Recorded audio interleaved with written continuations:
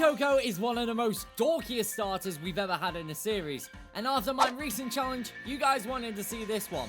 So, is it possible to beat the entirety of Pokemon Violet with just one single Fuecoco? With the exception of story-based issues, and to make things even harder, I won't be using any potions or stat heals. So with that said, ladies and gentlemen, 90% of you guys still aren't subscribed, so if you guys enjoy these challenges, hit the subscribe button, ding on the notification bell, it would mean a lot to me. But with that said, I try to beat Pokemon Violet with just Fuecoco. Here's what happened. I enrolled to the academy with the most intimidating name that even the best spice handlers are worried about. The imposter. I think he definitely looks sus here. Go get the door, son. Me?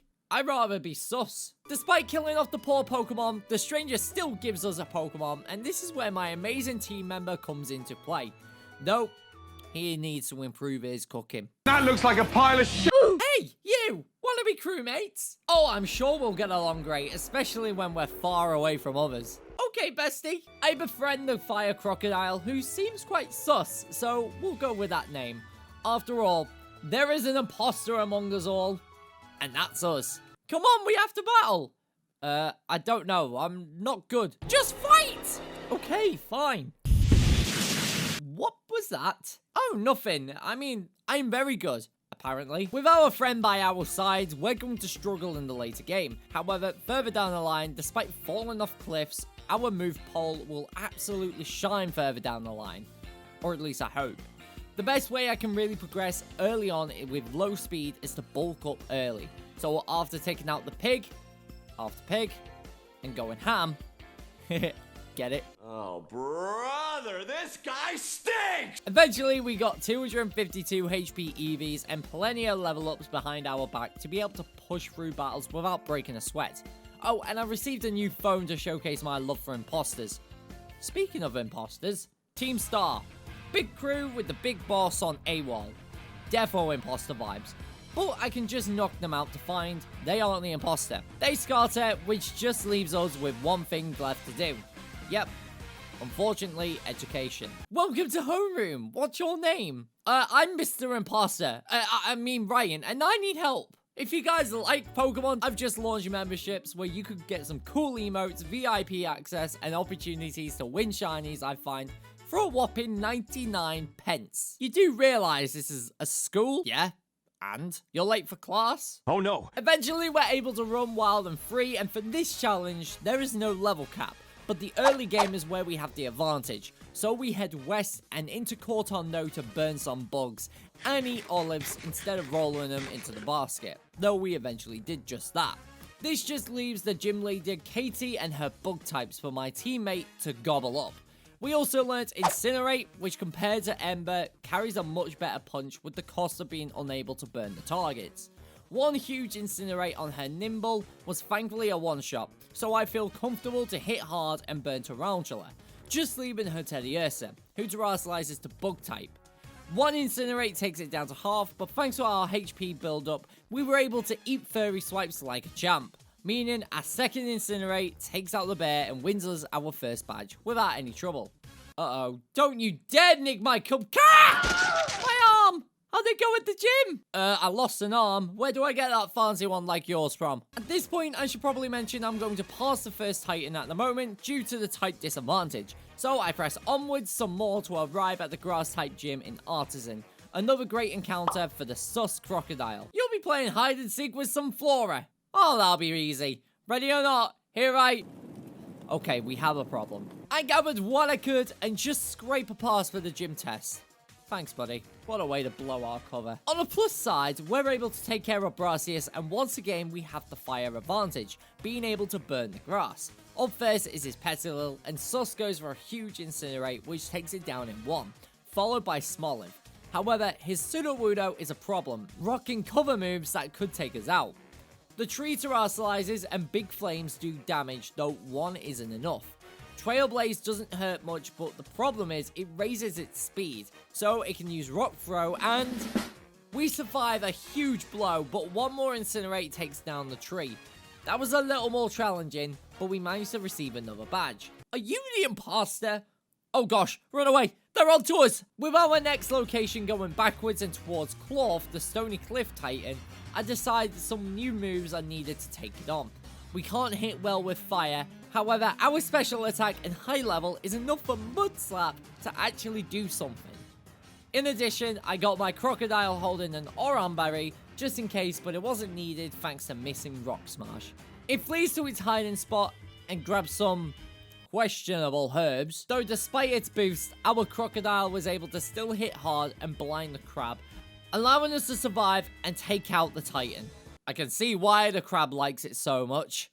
It looks very sus. With that said, we may as well continue on our path past Coltondo and continue to take out the Titans. This next one being, oh god, this will not be fun. Paldea has move coverage which could prove fatal, but I had a plan. I also have move coverage, disarming voice. Being a dark flying type, fairy moves will help. Hey! That's my berry! And with that said, that's all she wrote, giving us our first loss. This happened again, and again, and again. I resorted to going back and finding any item that can help me, starting with the wise glasses, and it did a little more damage, but luckily, the bird doesn't go for rock throw, meaning after getting hit and surviving on 2 HP, one more disarming voice startles the big bird. And he eventually has even more of the suspicious herbs. I thought only imposters could have that. But it could have gone much better when it takes us out in the second phase, though Arvin was there to the rescue. He's naturally able to solo the bird. So, I guess I'm counting that as a win? Oh man, come on, try it. I think I'd rather puke and kill you. I think I would have rather eat that sandwich because next is the Team Star Squads. Again, we have coverage but with 2 Pokemon. And the fact we can't beat the Star Barrage minigame with only 1 Pokemon, this is going to be tough. I do some more grinding for EXP candies as well as finding TM for Sunny Day, which will really come in handy further down the line, and learning Flamethrower through level ups. Do I know you? The name's Clive, son. I don't know. There's no room for more than 2 imposters in this town. We beat the guard at the gate with little problems, but we still need to get by the problem with the Star Barrage. So I catch bait Pokemon who will not survive the fight. Once the numbers thinned out, their leader is finally up for the main battle, and I have come prepared, as long as I stay healthy long enough. Ponyard is up first and, oh, well I didn't come prepared. Instead I go straight to Terrasilize and actually outspeed, melting the chest piece. This just leaves the car and, yeah, I was worried about that. On the plus side, we wake up straight away and we chip away as it sets. One big dangerous snarl luckily wasn't enough, so we get the checkmate and send the car to the Shadow Realm. He actually wasn't that bad, so I'll spare him. With that out of the way, I head back towards the other side of Paldea and arrive at the City of the Lights, Levincia. But instead of taking on the gym, I decided to do a little bit of shopping to suit my character, though not everything I want is here. Instead, I go back on taking the Titans. There's one Pokemon sus is after, Orthworm. This guy in general is strong, but its only weakness is fire, especially special fire types, so it was so easy, it's gone for a doze. As you can tell, Orthworm sucks against special fire moves. I'm beginning to think this challenge is getting a little too easy, though I know I'm going to receive some hell further down the line. For now, one easy sandwich for... Oh, you gotta be kidding. With another Titan down, Iono is calling our name to be our next victim, and this girl actually streams Among Us on Twitch. I think. No she doesn't. Why does everyone break the 4th wall? Nemona is nagging us for a battle, so I honor that request by sweeping her entire team. I mean, come on. I gotta push her out. I don't want the flu. Okay, I'll stop with the puns. Surprisingly, Iono isn't streaming Among Us and is filming me. So I think she's wanting to eject me. Quick, say something. No, defo vote him off. I return and somehow entertain her viewers by stalking Mr. Walksabout. Eventually, she gains enough subscribers to be interested in a collab, which I found very offensive, the fact that she didn't shout us out. Guys, if you haven't yet joined our family, make sure you have hit that subscribe button. Iono is the first gym leader to use 4 Pokemon. 2 are fully evolved against 1 little crocodile. I'm not feeling comfortable in the slightest. Wattrel is up first, and once again, I forgot Sunny Day. Regardless, we're able to take it out, though her belly ball is worrying. We do major damage, but it's not enough. Electro 4 assist kicks in, and I know I'm weak, but that's pathetic. I take him out, followed by a Luxio. All that remains is Miss Magius, and with Levitate, wants to Terrasilize. In our case, she has no weakness. She's specially bulky too, so this is where the sweet could end. She confuses us, but that's okay. Uh-oh. We hit hard, but after a Hex we get low. But one more. Oh, come on. Well, I was gonna have to lose at some stage. This time I actually learned Sunny Day and swapped our held item to the Quick Claw to hopefully have a chance to outspeed her Ghost. I start with the Sun, followed by Terrasilize, boosting our Flamethrower from a base 90 to a whopping 225. This allows us to knock out the Frog in one this time around, as well as Luxio. Once again, it's down to a simple 1v1. Though, we fight through confusion this time, and we just fall short. But the second one... Stop hitting yourself! Well, Quick Claw isn't great. When will you stop asking for shoutouts? Hey, if you're getting more money by whooping my ass, then at least give me some credit. Third time is hopefully the charm, as I found the Person Berry, so I can get around the Ghost being annoying. Eventually. Oh, thank God for that. That was a little bit of a joke. With us finally becoming victorious, we earned ourselves another badge. The problem is, where do I go now? For our next destination, we can go a couple of ways. We can either do it in level cap order and go to the fire boss, or go to the next gym, which is normally water, which I don't want. So I decide to head through the Derisive Passage, battling other trainers, and arriving at Medali to take on the normal type gym. The challenge is to discover the secret item, but I'll be honest, we as a team just cooked and ate everything to the point where we eventually got it right. Larry doesn't seem too threatening. In fact, rather uninterested in Pokemon, and only cares about money. So we'll see about that when I rob him with a win. Kamala is up first and instantly misses a slam, so it will make me better to ruin his accuracy even more. We do fall asleep, but thanks to Mud Slaps, we're able to miss 4 slams in a row. We manage to take him down.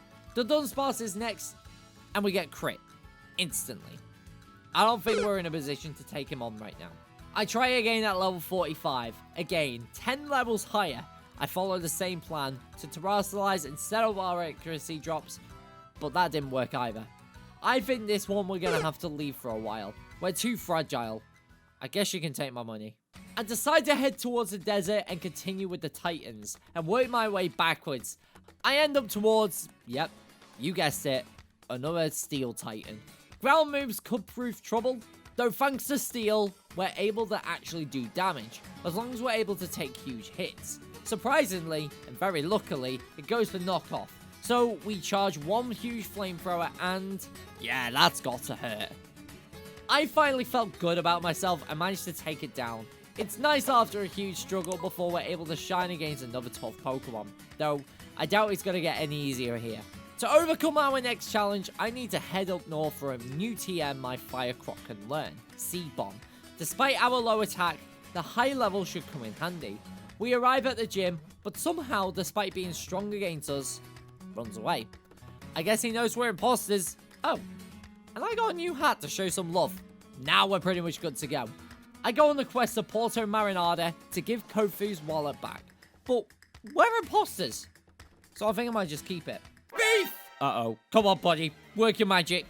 Despite him having a speedy water team, our Fire Croc was able to tank and retaliate with powerful seed bombs.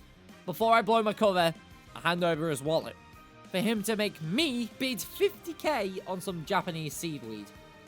I don't know why I bother. However, this allows me to take on probably the biggest threat in the entire game so far, water types. Kofu starts with Veluza and I outspeed, set up the Sunmaw for defensive boost. However, it reads my mind and goes for Pluck instead. We hit hard with Seed Bomb and eat an Aqua Cutter. My plan is going to plan. Wood Trio outspeeds and hurts us, but we hit harder and another bomb is too much. This just leaves Crabominable with a dangerous attack and defense. Another Seed Bomb just falls short under half and Crab Hammer puts us on the brink of death. But another one just wasn't enough, giving the Crab the clear to take us out. Close, but no cigar. Despite our loss, I go again straight away, with the Miracle Seed instead of the Muscle Band I managed to find earlier on. Our same strategy applies. Set up Sunny Day to boost water resistance, followed by Seed Bomb.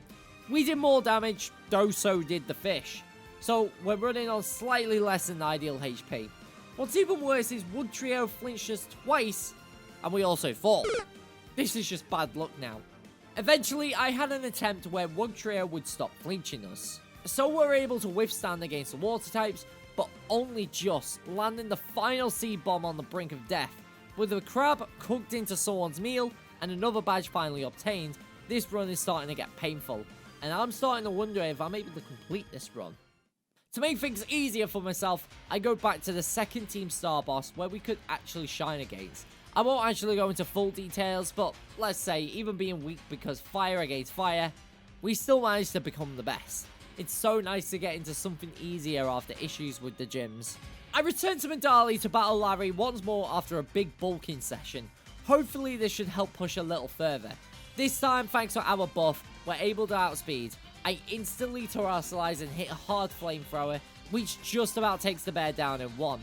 The Dunsparce is next, and despite the coverage, I don't know how, but we took it down. This just leaves his ace, Staraptor, who terrestrializes to normal, and we won't be outspeeding this bird. However, one Terra Facade doesn't do much damage, so a final Terra Flamethrower takes it down.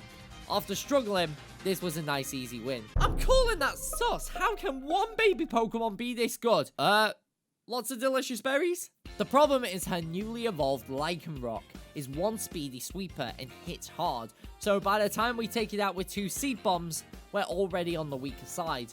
Though, once we terrestrialize, we're able to take care of Gumi, and well, that was it. Thanks to a critical hit from Pormo. Okay, maybe we're not as good as I thought, but we're able to continue. Though, I'll remember this time. Being a much higher level, I decided to take on the next team star boss, the Poison Users. This kid was easy to deal with, who was in the way of things. And after breaching through their defenses, putting Cyan and Yellow as bait again, Atticus is up for our battle. Skuntank is first and goes for Sucker Punch, though one flamethrower takes it down. Following that, Revavroom is out and slows us down with Bulldoze, though we still stand. At this point, we're a lot slower, and we do hang on after Noxious Talk, though it isn't enough, and poison damage finishes us off. Not our best performance. However, on the next attempt, I expected the Sucker Punch and go for Sunny Day instead, before terrestrializing and making my move, though he does poison us. The timer is set as we proceed to take on the remaining of his team. All that's left is his Star Car and hits hard with Noxious Talk once more. It's gonna be close. Oh my god. That was insane. I didn't think I'd be able to do it without boosting my speed, though we got the win and another badge is ours. I decide at this point, now is time I take on the Ghost Gym. However, this is where things get tricky, as it's the only area that consists of double battle forms. But first, I grab ourselves a pair of black glasses to... No, not for me, you twat. We were then heading our way climbing the Glacido Mountain to arrive at Montenevera, home of the Ghost-type gym. As I said, it's a double battle, so I bring Yellow on board as well as being weak to Ghost types. This basically ensures we have a 1v4 in double form, which will be torture. Though the trainers were really easy to take care of. This just leaves Rhyme, and right now I wish Sus was able to evolve. It can just wrap her out of the park. Though, our best bet is to fight. I terrestrialize first turn for one reason I'll explain in a minute. For now, Yellow falls to a Shadow Sneak. After hitting hard with a Snarl, the audience gives us a stat boost at the end of the round. Not only we hit harder, but we can actually take bigger hits. So once Burnett falls, you guessed it, we get another stat boost. Even being unable to take them down, because we're resisting, yep, another stat boost. Basically, I have to let the audience help. With that said, and Houndstone out of the field because of Phantom Force, we're able to take down Mimikyu with Flamethrower.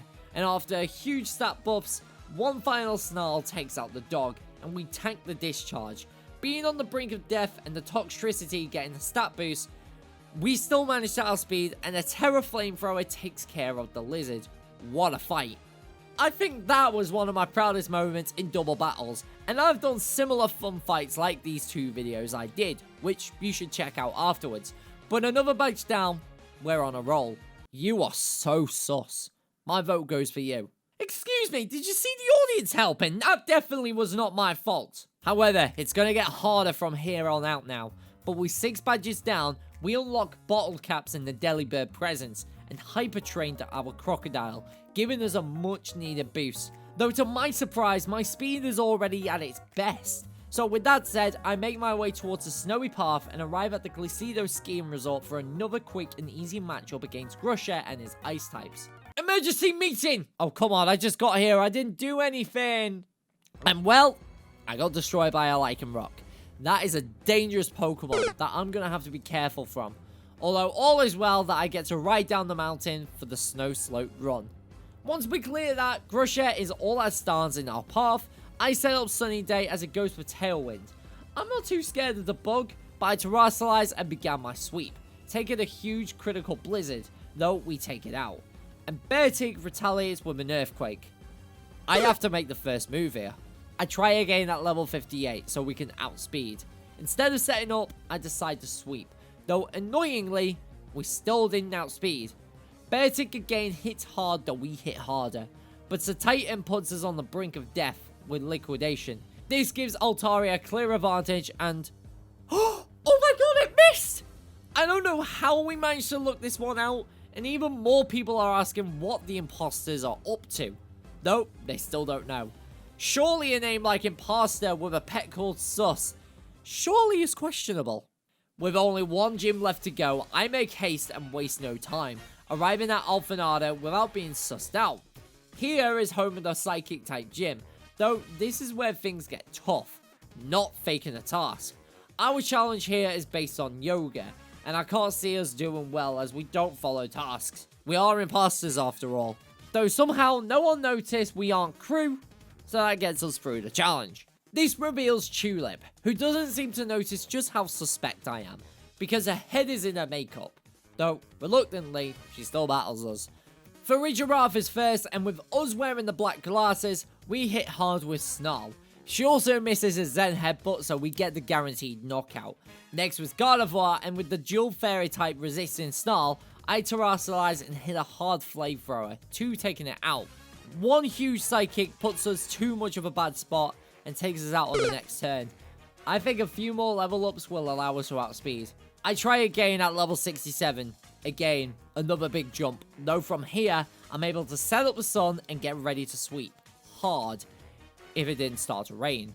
Annoyingly, I press on, taking down the giraffe, outspeed the fairy, and put the ostrich down to the shallow realm. That just leaves Florges, and survives a huge burst of flames. She retaliates with a Terra Psychic, but we live on to burn her to the ground with one more flamethrower. With all 8 gym badges down, that just leaves one major challenge, the Elite Four and the Champion Assessment. Though I know I'm not ready for that, so let's get a few other tasks done first. I start with a False Dragon Titan, which comes down to if we're able to survive long enough, which thanks to a flamethrower burn, we do. We chase after it to its hideout, and if it wasn't for Arvin, I would be washed away at sea. We have to set up a little bit for the battle, but it kept targeting Arvin's Greedent, which puts us in a great position to take out the Donzo. Though Tatsugiri is a little more of an issue with the Water Dragon typing.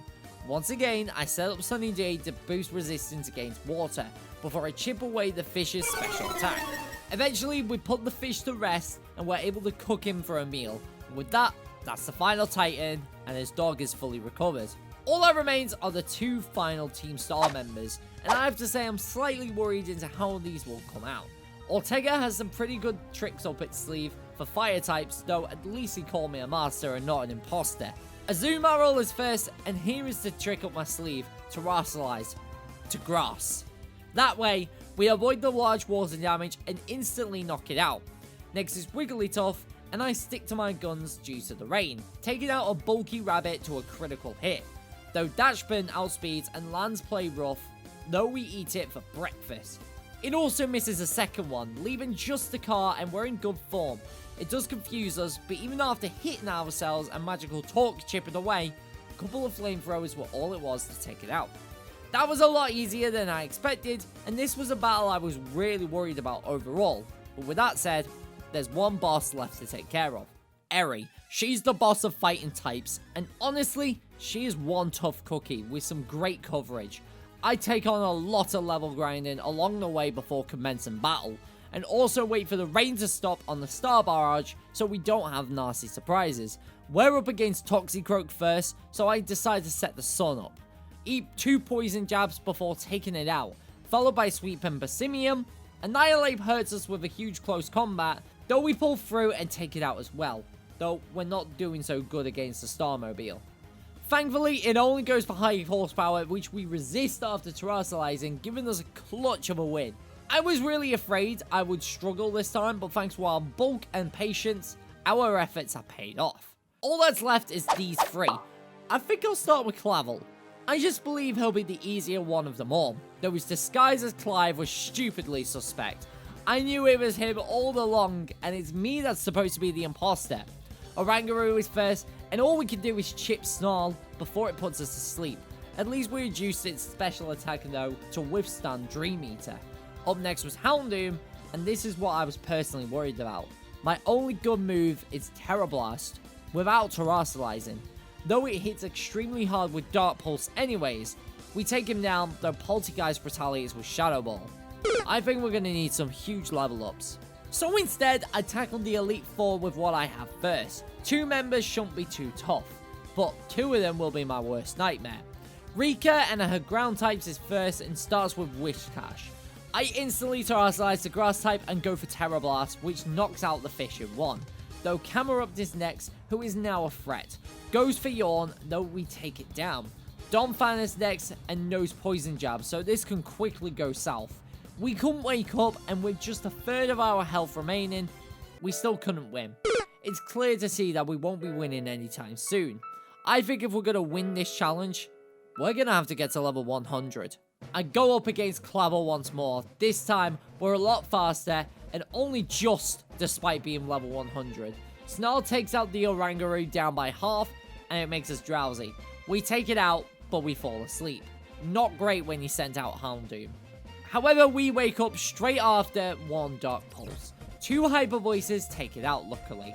Poltergeist is up now, and to reduce its special attack, I go for Snarl once more, putting it on the brink of death. Kinda glad I did, as it went for Shadow Ball. From there, I expel my flames, getting a guaranteed knockout, as well as burning the big mushroom and melting the Abominostone. This just leaves Quackruvel, who should outspeed. But now I resist water with my grass Terra type. However, to my surprise, I actually go first and send it to the Shadow Realm. With that taken care of, and the principal getting ejected, just who is the other imposter? Cassiopeia? Well, none other than the girl I saved at the very start of the game.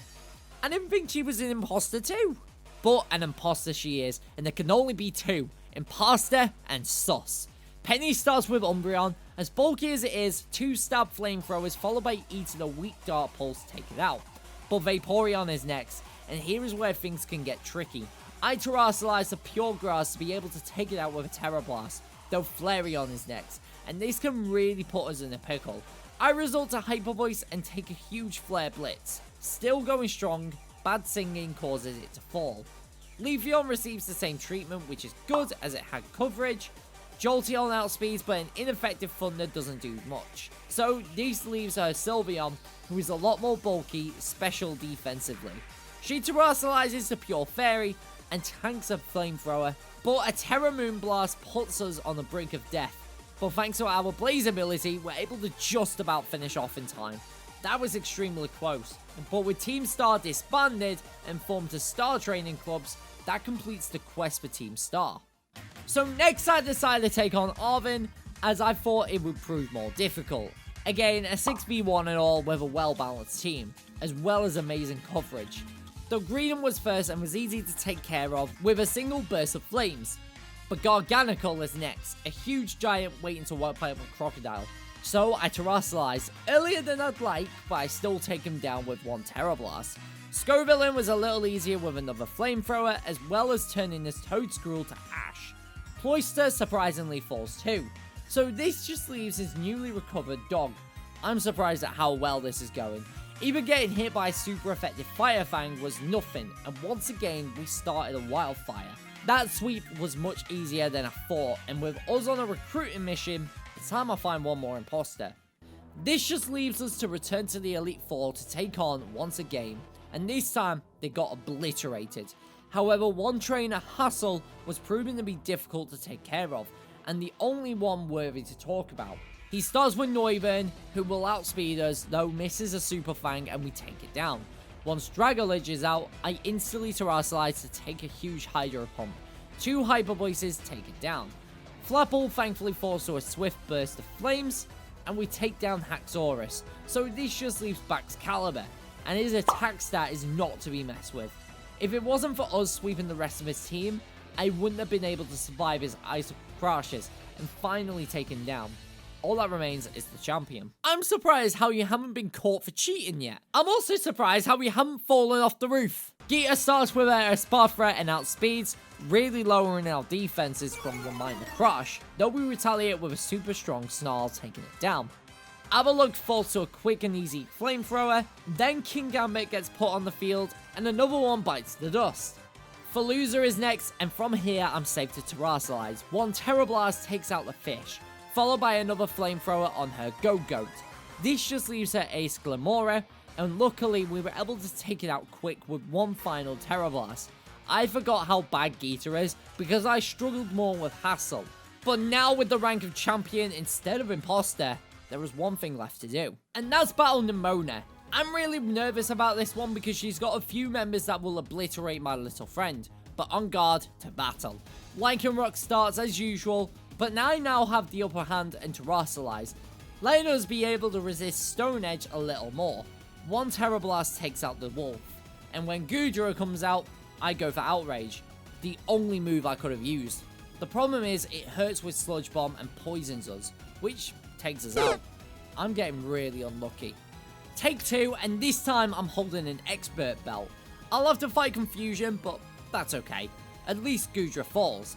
At this point, the rest all fall one by one, just leaving Meowscarada to put us in the blaze range, so one big flamethrower ends us the match.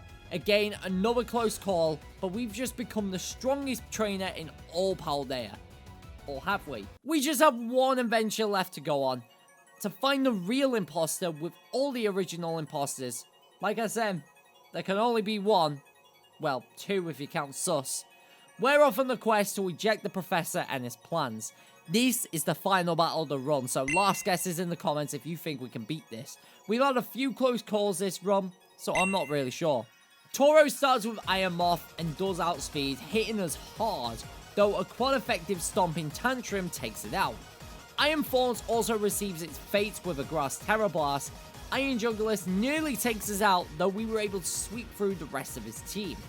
I really don't know how we've done it, but we were able to beat Pokemon Violet with one Single Fuecoco, and that was probably the most difficult challenge we've had. I thank you all very much for watching. Check out my other videos on screen, and if you haven't already, then hit the subscribe button, slap that notification bell, and with that said, I'll see you in the next video. Bye bye!